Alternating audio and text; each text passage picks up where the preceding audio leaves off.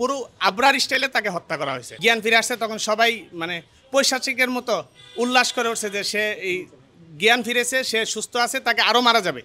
এভাবে মারতে মারতে পুরো আবরার স্টাইলে তাকে হত্যা করা হয়েছে। স্টাম্প দিয়ে, তারপর লোহার পাইপ দিয়ে, সব কিছু দিয়ে তাকে আবরার স্টাইলে হত্যা করা হয়েছে। এবং আপনারা যদি তার সেই নিহত ব্যক্তির শরীরটা দেখেন, আবরার ফাহাদকে যেভাবে পিটানো হয়েছে, তার শরীরের যে অবস্থা হয়েছে তারও সেই অবস্থায় হয়েছে। তো সেই জায়গা থেকে আমরা অত্যন্ত মর্মাহত হয়েছি। আমরা ঢাকা বিশ্ববিদ্যালয়ের স্টুডেন্ট হিসেবে আমাদের কাছে এই ব্যাপারটা খুব খারাপ লাগছে। সারা দেশ থেকে আমাদের যারা শুভাকাঙ্ক্ষী আছে, আত্মীয়-স্বজন, তারা আমাদেরকে ফোন দিয়ে লজ্জা দিচ্ছে।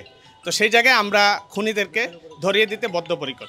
এবং পরবর্তীতে আমরা বিশ্ববিদ্যালয় প্রশাসনের সাথে যোগাযোগ হয়েছে। আরো কয়জন জড়িত মনে হচ্ছে আপনার কাছে? আরও এখানে ওরা যেটা বলতেছে যে এটা একটা গণদুলাই, কিন্তু আসলে এটা গণদুলাই না, এটা একটা হত্যাকাণ্ড, পরিকল্পিত হত্যাকাণ্ড, মব জাস্টিস যেটাকে আমরা বলি।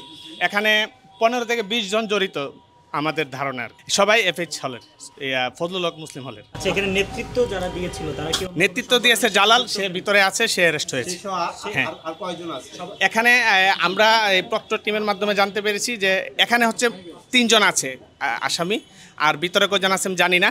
প্রক্টর টিমে হচ্ছে এফএইচ হল ব্লক করে ওখানে অভিযান চলতেছে, কাকে ধরা যায়। নেতৃত্ব যারা দিয়েছিল তাদের ভিতরে অনেকে নাকি ছাত্রলীগের হ্যাঁ, ছাত্রলীগের। উনি কি যে যাকে ধরেছেন তিনি কি ছাত্রলীগ? না, আমরা যাকে ধরেছি সে ছাত্রলীগের না, তবে এখানে জালাল ছেলেটা যে হচ্ছে ছাত্রলীগের সাবেক সম্পাদক ছিল, সে ভিতরে আছে, অ্যারেস্ট হয়েছে। এবং প্রত্যেকটা হলেই ছাত্রলীগের ছেলেরা মূলত একটা আপনার একটা টিম করে, একটা সিন্ডিকেটের মতো করে ওরা হচ্ছে হলগুলো নিয়ন্ত্রণ করার চেষ্টা করতেছে। এর মধ্যে সায়েন্সের যে এফএইচ হল এবং এই শহীদুল্লাহ হল, আর হচ্ছে আপনার এই কি বলে 21 হল।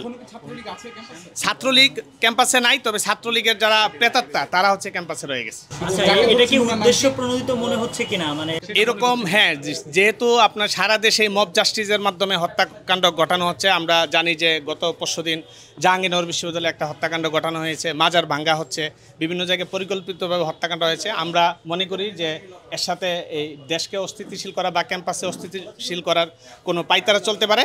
আমরা প্রশাসনের কাছে অনুরোধ করব তারা যেন এই ব্যাপারটা খুঁজে বের করেন। আমরা শুনেছি প্রশাসনিক কর্মকর্তা নাকি কালকে ওই ঘটনার সাথে ছিল, ওই সময় জি উপস্থিত ছিল। হ্যাঁ, আসলে প্রশাসন কতটুকু এখানে তো নীরব ভূমিকা পালন করেছে, এটা কেন করলো প্রশাসন?